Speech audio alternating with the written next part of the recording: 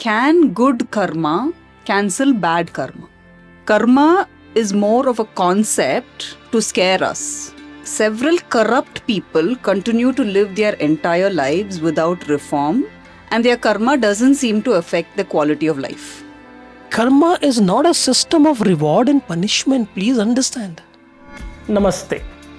My name is Bidhan. 2012 is when I chanced upon Upanishads, and it had a profound impact on my life. Since then, I have dreamt to bring the key aspects of Upanishads in a manner which is simple, relatable, and implementable in our daily lives.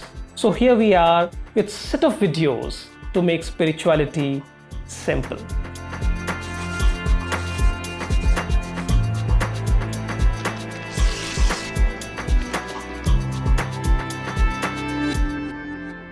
Welcome, Preeti. Hi, Bidan. So you're all set with a lot of complicated questions, I guess. Correction, not my questions. This time all the questions are from your viewers. All right, then shoot. Right? Yeah. So we've compiled a few questions. I don't think we'll be able to complete it in 1 or 2 sessions. So please bear with me. All right. Okay. So let's start off with a good one. A viewer says, can good karma cancel bad karma? This is setting the tone of what is to come with it. I understood how things are going to be. Okay. So if I were to ask you, what do you mean by good karma here? So the example that I took in one of my episodes is that suppose if I love eating eggs and I have been told by my family that eating eggs are a good thing, and someone is raised in a family where they say that, okay, any kind of a non-vegetarian consumption is a bad thing. But who decides which is good karma and which is bad karma? I think I'm thinking more in the lines of, doing puja, mantra japas, that kind of thing. All right. So there also, someone has told you that is a good karma. Do it.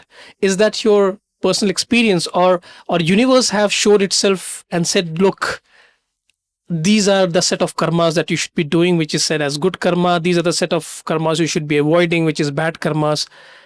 How does it work? I mean, if I ask you a question, you can't answer with a question. And I'm the one here asking the questions. All right.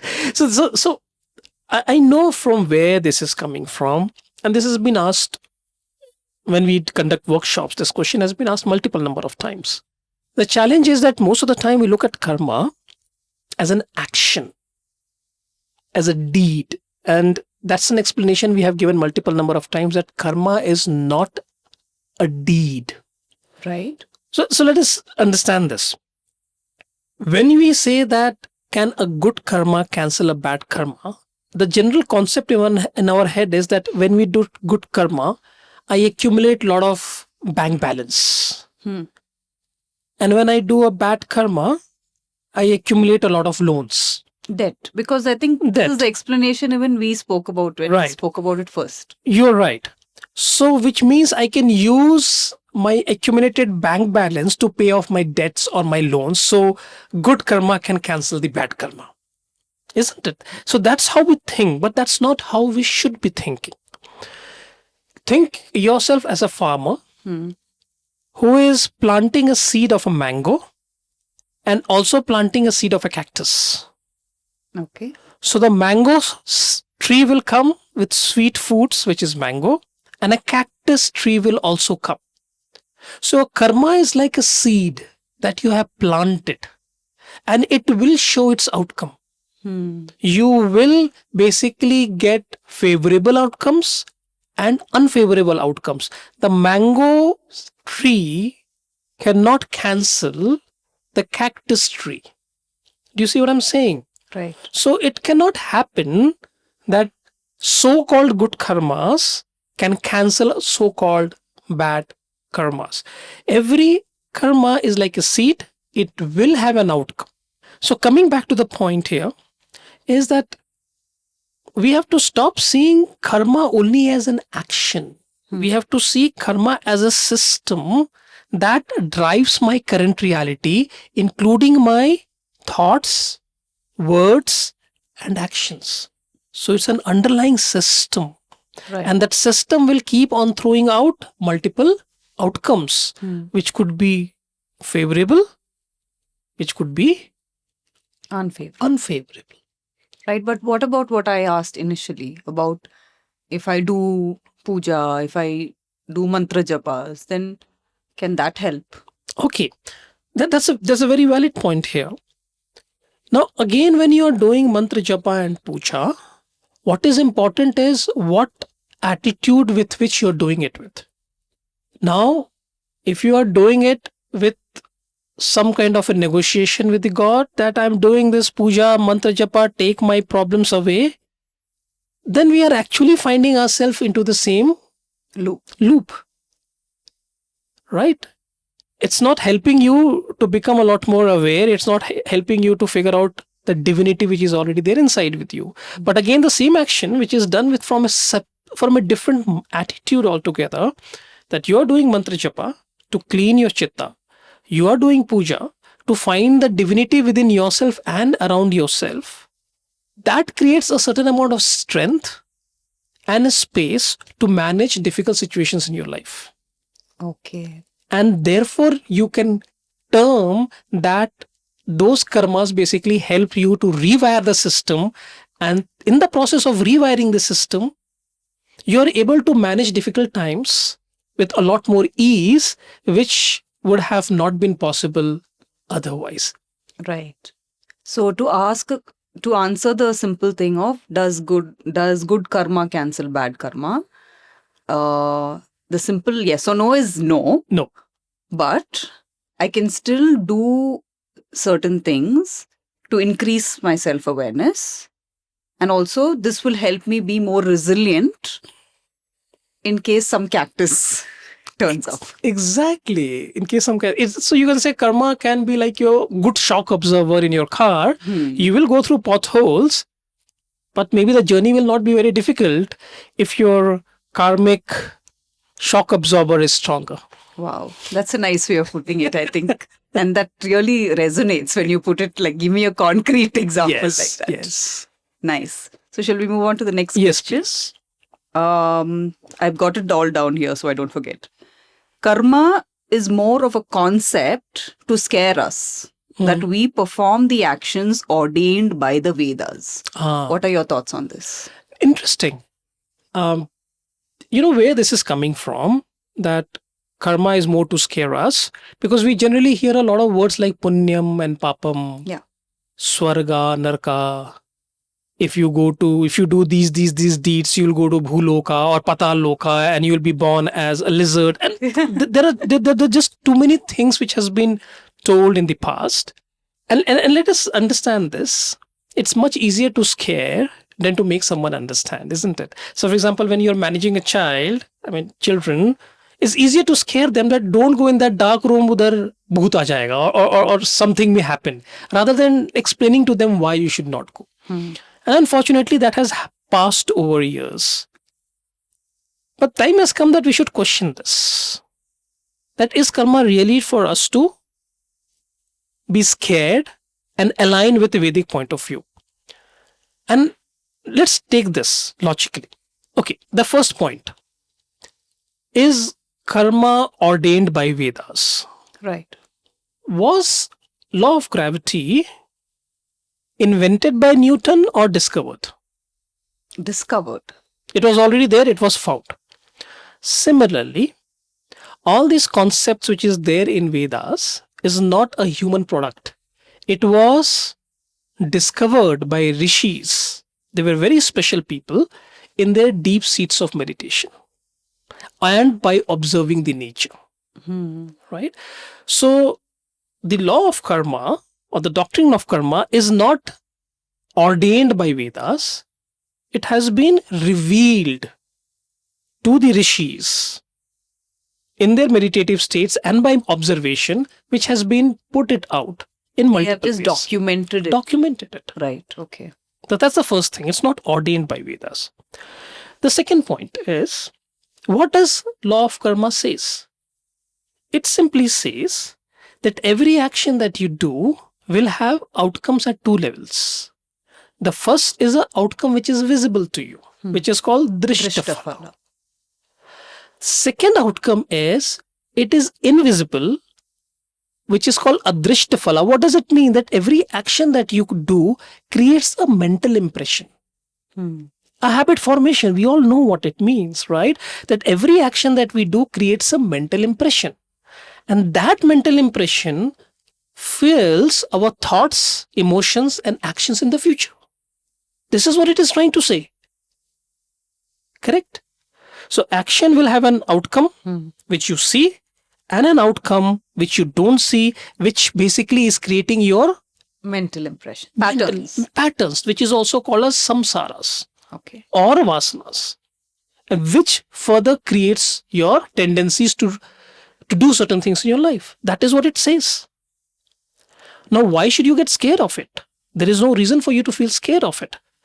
So, karma is more about self-awareness, that you start seeing the system that you have created which is driving your present reality. Let's take example of a gravity. Now, if you jump off the cliff, a person will die because of gravity. But you can create hydroelectricity power because of Gravity. But would you blame gravity for that? Or would you be scared of gravity? You won't. Right.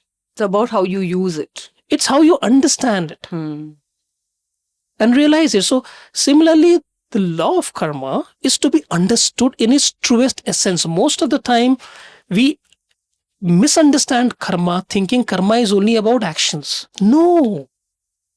Karma is about the system, the unconscious patterns which has been built over years, which is driving your current moment, which is your actions, your thoughts, what you say, how you behave, your tendencies is all an outcome of karma. Right. That's not karma. That's an outcome of your the system, which is your karma. And if you understand that, there's no reason for you to feel scared. In fact, you feel empowered because now you have a choice to work with the system, to change the system and change the outcome. Right. So rather than saying that it is fear-based, which is how we have all understood it from a very young age, right? It is more of understanding the system, understanding that all the actions create mental patterns. Yes. That is driving me to do further actions, and that's the cycle that we are. Exactly. Okay. So rather than fear-based, I would say it's more of a inner awareness-based. Understanding-based. You understand your patterns, you change your patterns, you change your karma. Perfect. That's all it is. I think that answers my question. Let's move on to the next one. Sure. So here's a comment from one of our viewers. They say, however, several corrupt people continue to live their entire lives without reform, and their karma doesn't seem to affect the quality of life. Right? Like some people have committed fraud and they live through with no such outcomes. So they are saying that they would like to know more about it. So I would like your take on this. Is the question which generally people ask is, why do good people suffer and bad people enjoy? Yeah. Yeah? Yes. I'm going to ask a few things over here. It may actually, sometimes it doesn't get taken very well, but let's call things as it is. When you judge someone as a good person and a bad person, aren't you making judgment basis your own convenience, basis your own mental patterns, basis your own value system? Aren't you gauging then basis your own filters? Yeah. So if a person is truly good or truly bad, how do you even know? Person A, I may find that person A as very good. You may find a person A as very bad. Because of my personal experience, your filters, the way you look at life, the way you look at that person, and the same goes with me. So, who is a judge here? Because if you think you are the judge, but you have your own filters. You may have your own biases. And conditioning, your own experiences. So saying that here is a good person and here is a bad person, and why is a bad person having a good life and a good person having a bad life, you really don't know whether a person is truly good or a person is truly bad. That's the first point. The second point is, let's make an assumption that the person is not good. He's corrupt or she's corrupt and doing things which one should not be doing. Society has certain protocols and it is not following these protocols. Let's assume that for a moment. So in case the person is truly bad or wrong or corrupt, what makes you think so that person is having a good life?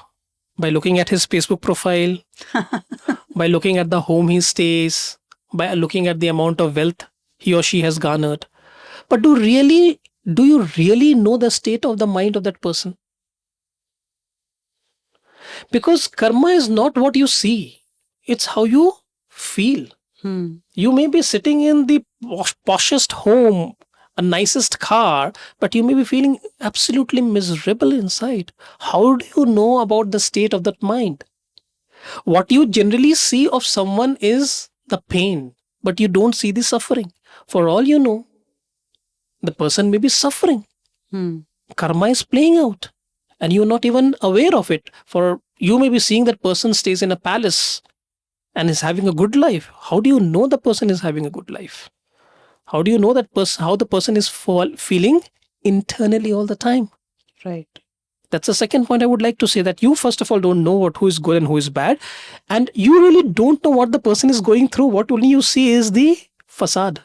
And the third important point is, every karma that you do, we've spoken about it, has a drishtaphala, which is the direct outcome that you can see, and adrishtaphala, which is a invisible outcome, which is your mental impressions.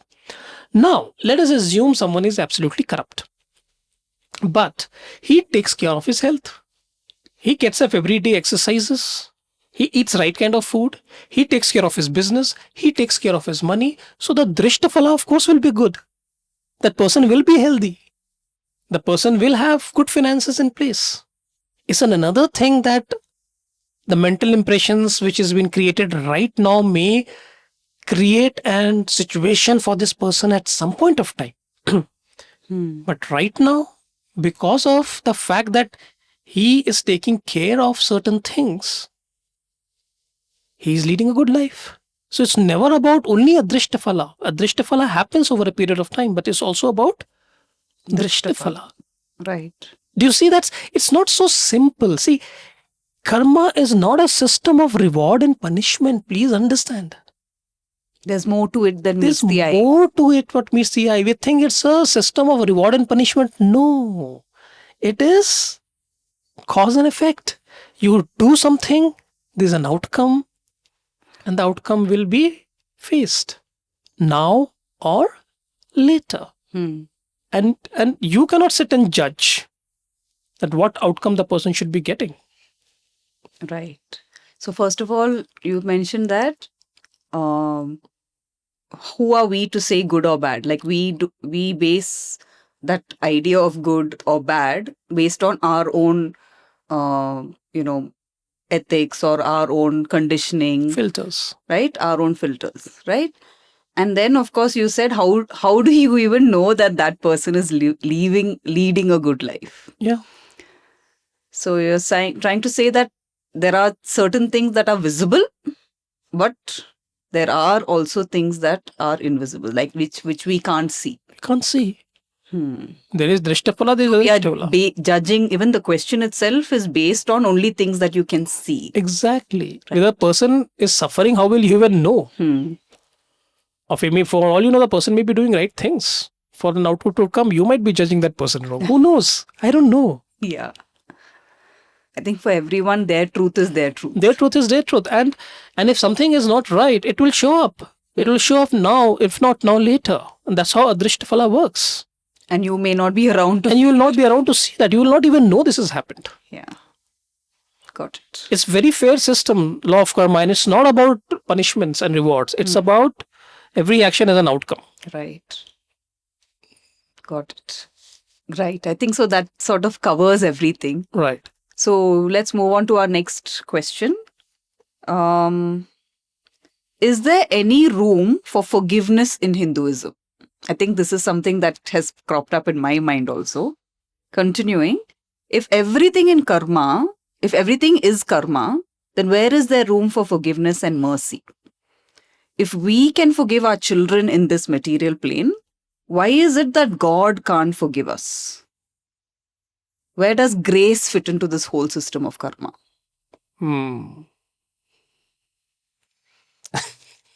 Okay.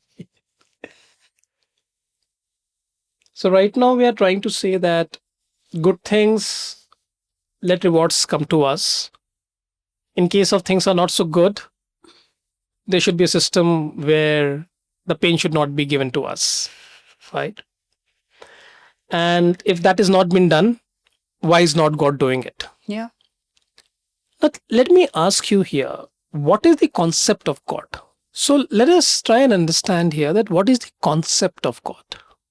We generally think that there is someone out sitting there giving us punishments or giving us favors basis us doing certain things right and wrong. But that has never been the Vedic definition of God.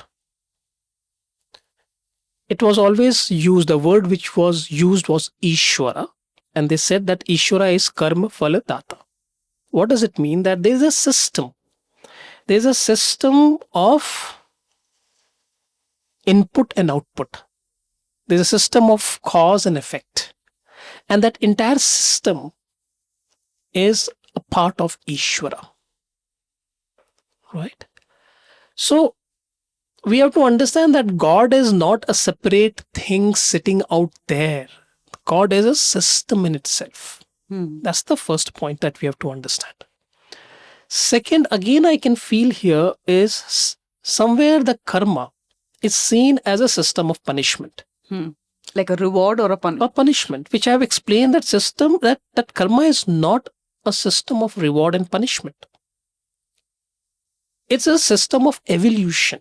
When you do a certain action, and the action may not be in alignment with Rita, with Dharma, the feedback comes back in form of an outcome. And once that feedback comes back, the jiva or the person internalizes that feedback and works through it and overcomes that challenges. In some cases, it takes time. In some cases, it happens, depending upon which stage of evolution you are. So it's not punishment. You have to think yourself this entire thing like an AI. There is a continuous feedback which has been built up, and the AI is evolving over a period of time. Right. So karma is not about a system of punishment that you will be punished and rewarded. It is a feedback. So it's not a reward punishment, rather it is like a cause and effect. Cause and effect. Right. And evolution. The evolution is happening. Regenerative AI. It's a regenerative. You can think your body-mind complex as a regenerative AI because the feedback comes in and you grow, and there are so many things that you have outgrown. Sometimes pain is required. Sometimes awareness is required. So you can't say that you have been punished. Right. The third thing, when you're saying is there some kind of forgiveness? If you see, the entire system is based on forgiveness. How? In Sanatana Dharma or in Hinduism, there is no concept of eternal heaven or eternal hell. That if you do not comply to X, Y, and Z, you will be put into eternal hell. There is no such concept. It clearly says that you will be born infinite number of times. That means you will be given infinite number of opportunities for you to evolve. Even if you're making mistakes, the feedback will come back to you and you will evolve over multiple lifetimes. So how can you say that there is no forgiveness? There is only forgiveness. There is only evolution. Right. And there is no question of punishment and reward. It is a feedback, which we have to see it as a feedback mechanism. And when you are being a parent, don't you help your child to align with certain values. And at some point of time, you take a stand, you become strict. Yeah. And at some point of time, you make the child aware. So you use various methodologies. And same thing is about karma. That you will be put into unfavorable situations, you will be put into favorable situations, you will go through certain level of pain, you will go through certain level of pleasure. That feedback mechanism helps evolution of jiva to happen. Right. So I feel this is exactly the opposite.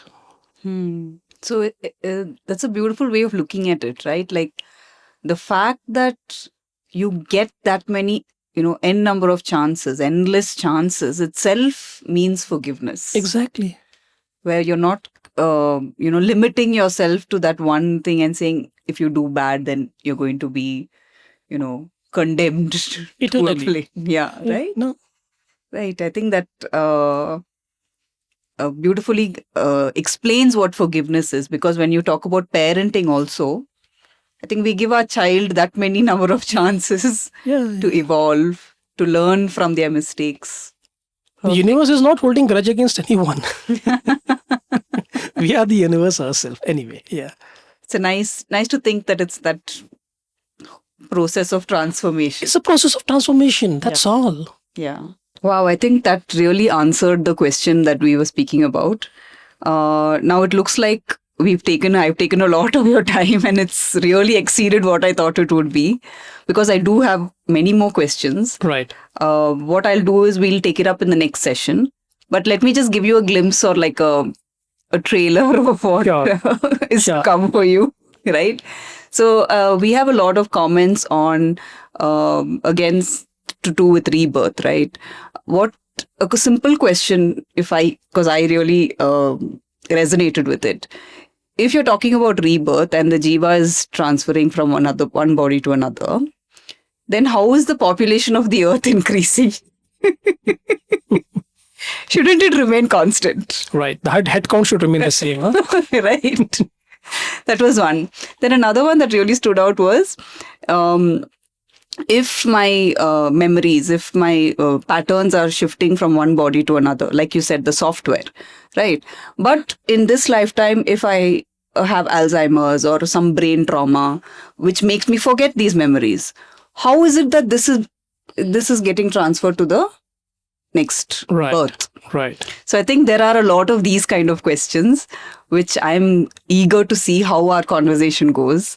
Right. And we will definitely take this up in our next session.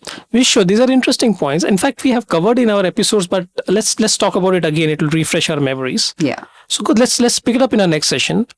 And to our viewers, if you are enjoying these conversations and if you would like to know a lot more about Upanishads in the present context, please put your details, which is there in the link, which is in the description below.